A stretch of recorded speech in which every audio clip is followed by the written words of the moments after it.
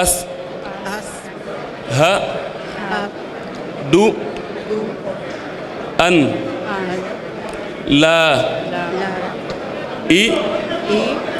laa la ha ha il i lal la laa la as as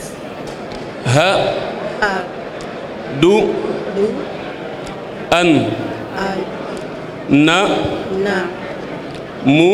mu xam ha ma ma da da ra ra su su lal la laa la ashadu asadu an an laa i la i laaha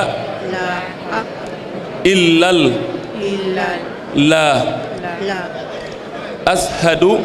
asalu anna anna muham muham madar madar ra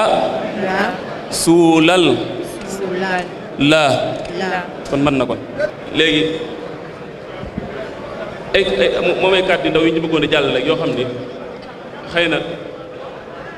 maanaam ñi nga xam ne ñoo fi indi ñii maanaam di leen tuubloo ñuy tuub maanaam ñu xam ni lii nii mooy li gën a ndaw ci liggéey bi leen war ndax fexe ba nit tuub dugg ci diine ji baax na lool ndax ak yokkute la waaye day mel ni day bëri lu mu am lool dañuy fexe ba tuubal leen waaye buñ fi jógee diir bu gàtt rek maanaam ñu tuuboon boo ci gisaat dafa lay xamal ni la maanaam amul daal ko dimbali ba mën a dund diine ji loolu nag jàpp naa ne ab gàkk la ci ñi nga xam ne ñoo leen tuubal kon ñi ngi ñaan ñëpp ñi ngi ñaan Sénégal yi yëpp ñi fi indi ñi di leen tuubloo ngir yàlla buñ paree nañu leen jàppale bañ mën a dund diine ji ndax su ko defee mën na ne Sëñ Bàmba mii am na liggéey bu am solo bu ci liggéey boo xam ni maanaam Sëñ Bàmba Ñaŋ mii am na liggéey bu am solo bu mu ci liggéey boo xam ni maanaam man ak moom ñoo ko séq muy fexe na ba chaque dimanche tubaab yi nga xam ne dañoo tuub ne fi ak seenu njaboot dana leen dajale këram dimanche ci ngoon man ak moom ñoo fay nekk ak suñu Moussa bii di leen jàngal diine yi mu ci waaye ubbi na benn groupe boo xam ne dañ cee bokk ak ñoom xam ne heure bu ñu xëyee lu mu xat-xat bala ñoo xëyi dana ci jàll ay bind suñu Moussa mii moo koy traduire ci espagnol bañ xam ko ba ñoom ñi fi nekk di tubaab te bokk ci groupe booba tey jii am na masal yoo xam ne boo leen ko laajoon ñoo ko gën a xam fu Sénégal yi bokk fii ñoo leen gën a dégg diine fu li ko waral mooy ak liggéeyam la kon nag liggéey boobu ñi nga xam ne dañ fay nekk te yor ay tutànk wala ay soxna nañ ko ci jàppale fexe ba fu ñu waay nekk mu jéem fexe ba liggéey booba ak njaboot a bokk ndax liggéey la koo xam ne liggéey bu dara ko solo ci dëkk bi ba suñu ndax fexe ba ñu fi tuub doon ay jullit moom ñu leen di gindi ba ñuy dégg diine loolu jàpp naa ne liggéey gënu ko mag pour suñu Bàmba mii mi ngi ci def liggéey bu am solo boo xam ne maanaam képp ku am njaboot rek na nga fexe ba jokkoo ak moom ngir liggéey boobu mu mën la cee boole su ko defee suñu Moussa mi nag mooy ki nga xam ne moom li ñu leen di jàngal ci diine ji moo ko traduire kon dañ koy jox moom mu yëkkatee kàddu ngir leeral leen li ñu def léegi ñoom ñu mën a xam lan la ak it luy suñu taxawaay incha allah rabbi suñu Moussa jugal tax ñu jox leen ne diine ji nag dañ ci war a xam ñu koy lañ koy xam mais après dañ leen xool liñ ci أعوذ بالله من الشيطان الرجيم بسم الله الرحمن الرحيم السلام عليكم ورحمة الله السلام عليكم ورحمة الله mbokku jullit yi ak mbokku dëkkandoo yi ñu ngi leen di nuyu bu baax a baax te di leen ziyaar xanaa rek dañuy wax ñi nga xamante ne ñooy suñu mbokku nasaraan ndax liñ fi jotal leeral ci wolof ñi fi di jullit di taalibe yaakaar naa xam nañ ko bu baax a baax. Buenas tardes a todos que están acá con nosotros a asistir este día muy importante para nosotros. Bueno, esta palabra va a ser dirigida para ustedes que son argentinos, por ahí no entienden la palabra Wolof. Es para aclarar lo que estábamos haciendo, que es una conversión del Islam. Una conversión del Islam. Hay 3 hermanas, gracias a Dios, alhamdulillah, hoy hicieron la shahada, que es la conversión para dar un paso dentro del Islam. Es una cosa muy importante para nosotros, pero muy importante también delante de Dios. Así que ustedes que se convirtieron hoy al día de Serigne Touba, que se Magal,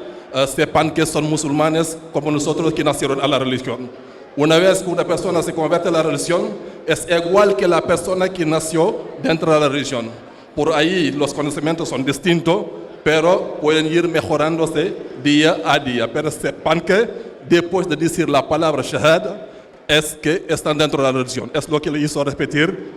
el profesor Muntaha recién.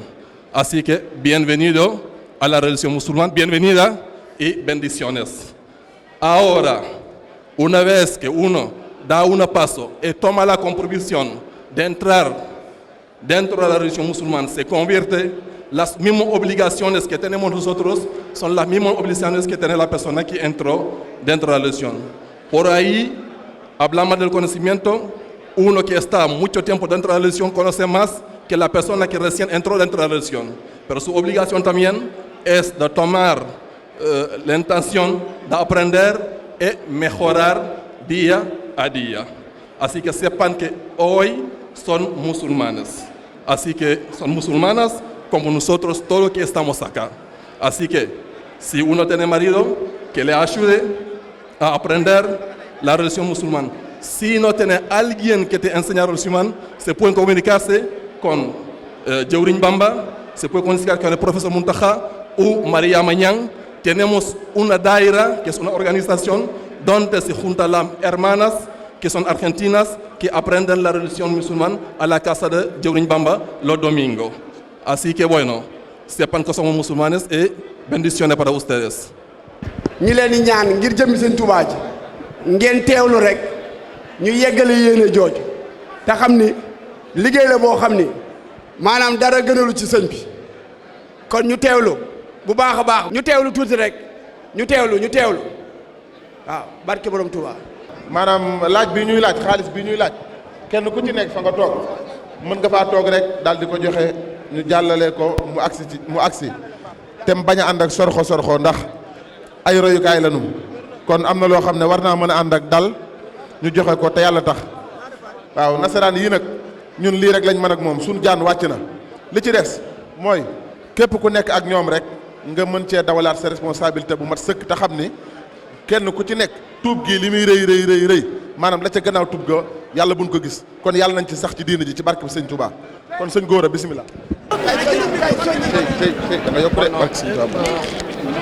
go aywa waaw góor ah